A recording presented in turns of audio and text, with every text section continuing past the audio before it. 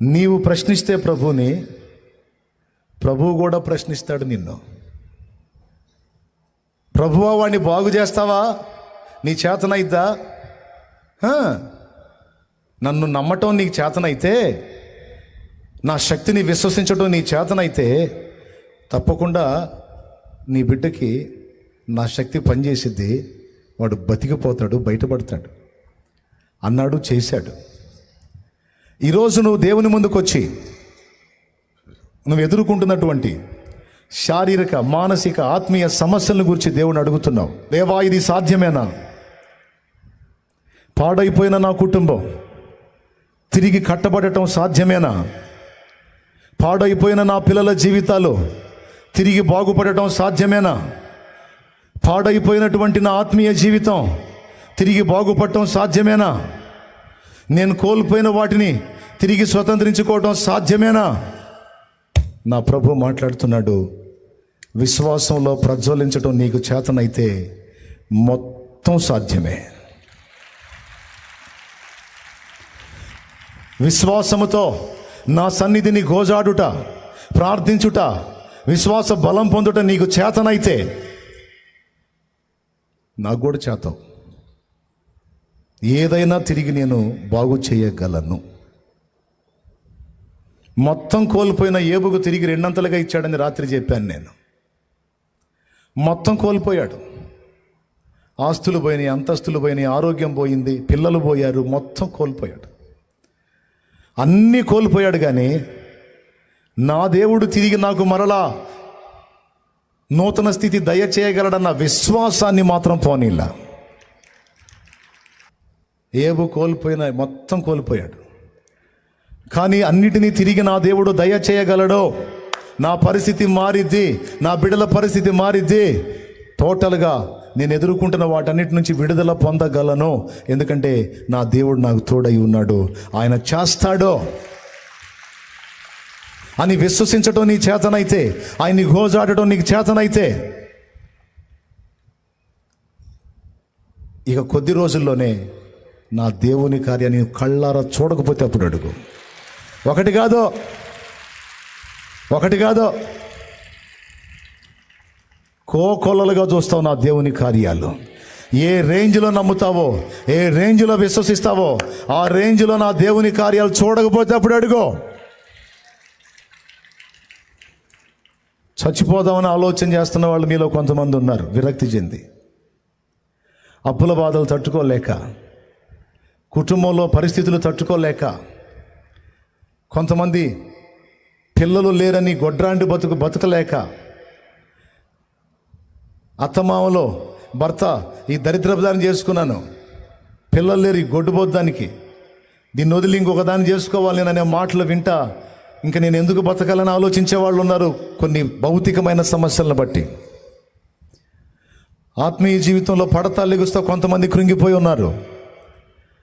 మానసిక సమస్యల చేత కొంతమంది అల్లాడుతున్నారు. నేను చెప్తున్నా, ఆ సమస్యలు ఏవైనా ఎంతటివైనా వాటిని మార్చి ఆశీర్వాదకరమైన కార్యాలు నా ప్రభు చేయగలడని విశ్వసించిన వాళ్ళందరి జీవితాల్లో వారి విశ్వాసం మేరకు కార్యాలు తప్పనిసరిగా జరుగుతాయి.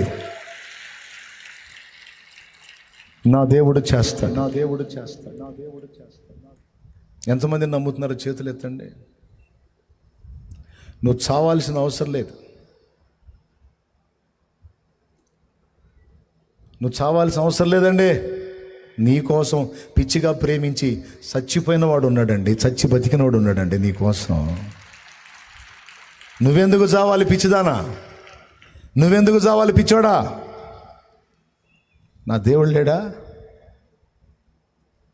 నా దేవుడు నీ పరిస్థితులు మార్చలేడా? కొంతమంది ఏడుస్తున్నారు. హాయిగా ఆనందంగా సాగిపోయే నా జీవితంలో నా కర్మలు తగులుకునే నాకు బంధకాలు తగులుకునే, దరిద్రం తగులుకుంది నాకు అని కొన్ని ఇబ్బందికరమైన పరిస్థితులను బట్టి కొంతమంది ఏడుస్తున్నారు. నేను చెప్తున్నాను, కృంగిపోవద్దు. విశ్వాసాన్ని చల్లారనియొద్దు. విశ్వాసాన్ని మాత్రం కలిగి ఉండు. దాన్ని చల్లారనియొద్దు. ఆ పరిస్థితులు మారుతాయి, త్వరలోనే మారుతాయి. త్వరలో ఇంకా కొద్ది దినముల్లో నువ్వు నా దేవుని కార్యాలు బలంగా చూడబోతున్నావు.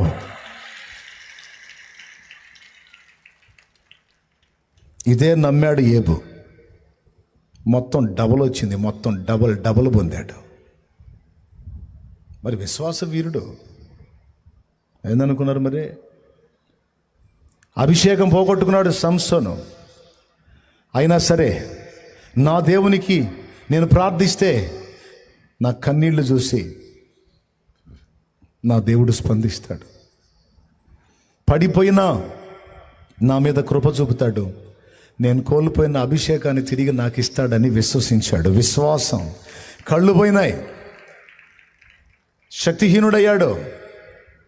కానీ మీకు తెలుసా, కళ్ళు పోయి గుడ్డివాడయ్యాడు, శరీరంలో సత్తువ కోల్పోయి బలహీనుడయ్యాడు, కానీ విశ్వాస విషయంలో మాత్రం శాంసన్ బలవంతుడుగానే ఉన్నాడు.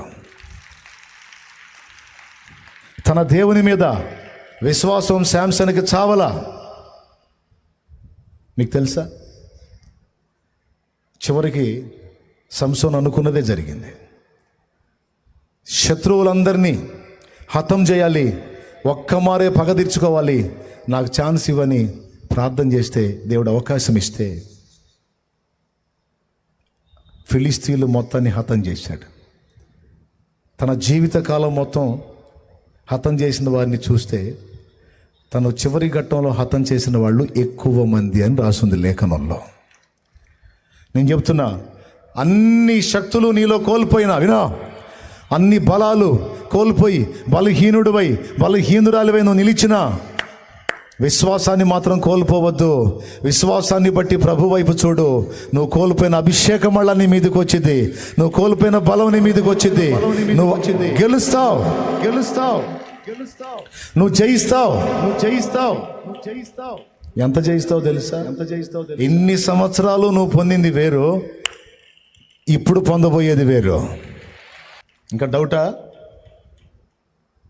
అదొక్కటి కలిగి ఉండు నువ్వు చాలు.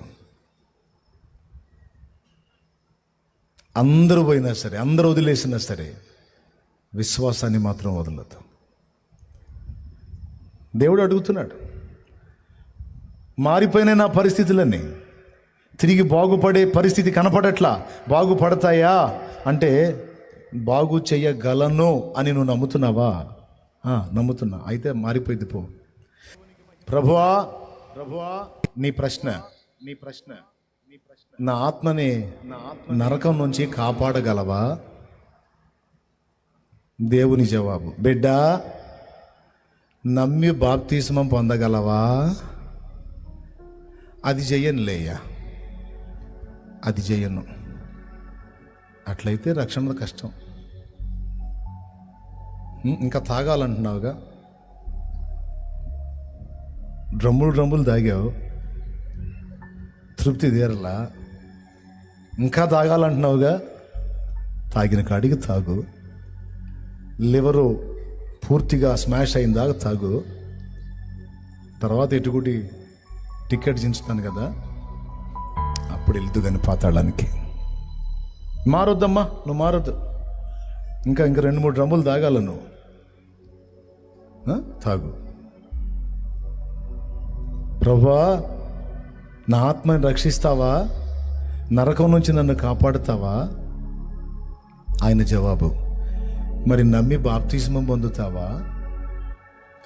మారు మనసు పొందుతావా? ఆ పాత రోత జీవితాన్ని విసర్జిస్తావా? ఈరోజే చేస్తానయ్యా పని, ఇప్పుడే చేస్తానయ్యా పని. నా బ్రతుకును బాగు చేస్తావా? నా ప్రభు సమాధానం, నమ్మి మారు మనసు పొంది బాప్తిస్మం పొంది నా బిడ్డ వై చూడు, అప్పుడు నేనేం చేస్తానో నీకు అర్థమైంది అని మాట్లాడుతున్నాడు. మరి ఈ రాత్రి అశేష జనవాహినితో నా ప్రభు మాట్లాడుతున్నాడు. నిన్ను రక్షించాలని నాకు ఆశగా ఉంది. శాపగ్రస్తమైన నీ జీవితాన్ని ఆశీర్వాదకరంగా మార్చాలని నాకు ఆశ ఉంది. ఇంతవరకు నీవు చేసిన పాపాలన్నీ నా రక్తంతో కడగాలని ఆశగా ఉంది. మనుషులు చీ చా, దరిద్రుడు, తాగుబోతోడు, తిరుగుబోతోడు, వ్యభిచారపోడు, దొంగ, చెడిపోయినోడు అని నా బిడ్డవైన నిన్ను నలుగురు 4 మాటలు అంటుంటే నాకు బాధగా ఉంది. అలాంటిది ఇలాంటిది చెడిపోయింది, పాపిష్టిది, పనికి మాలిందని నిన్ను నిందిస్తుంటే నా కుమారి నాకు బాధగా ఉంది. నా యందు విశ్వాసం ఉంచుతావా? చూడు, నీ కోసం నేను ప్రాణం పెట్టాను. చూడు, నేను నిన్ను ప్రేమిస్తున్నాను. చూడు, నా మాట విని నీవు నాకు లోబడితే నేను నిన్ను నూతన సృష్టిగా చేస్తాను. నీ కన్నీళ్లు తుడుస్తాను. ఏ నోళ్ళు నిన్ను తాగుబోతోడు, తిరుగుబోతోడు, పనికిమాలినోడు, పాపిష్టిది, పాపిష్టుడు అని తిట్టారో ఆ నోళ్లే నిన్ను పిలిచి, అయ్యా అయ్యా అయ్యా వందనాలయ్యా, మా కోసం ప్రార్థన చేయవా అనేటట్టు చేస్తా. అయ్యా అయ్యా మా ఇంట్లో అడుగు పెట్టవా, అమ్మ అమ్మ మా కోసం ప్రార్థన చేయవా, అమ్మ అమ్మ ఒక్కసారి నీ కాలు మా ఇంట్లో పెట్టవా అనేటట్టు నేను చేస్తాను నా కుమారుడా, నా కుమారి అని నా ప్రభువు పిలుస్తుంది.